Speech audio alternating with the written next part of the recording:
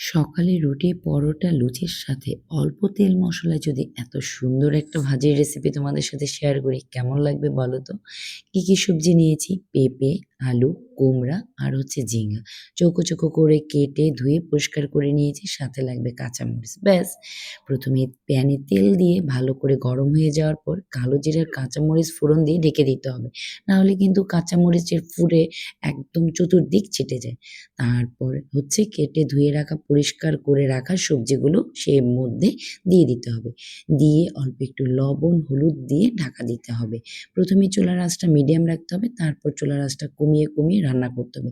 আলাদাভাবে কোনো জল দিতে হবে না, সবজি থেকে যে জল উঠবে সেটা দিয়ে রান্না করতে হবে।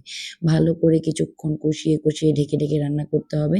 তারপর নামানোর কিছুক্ষণ আগে ধনেপাতা আর অল্প একটু ময়দা ছিটিয়ে মাখো করে নামিয়ে পরিবেশন করতে হবে। ব্যাস হয়ে গেল আমার ঝটপট এই তরকারিটা। রুটির সাথে খেয়ে দেখো, জাস্ট ওয়াও!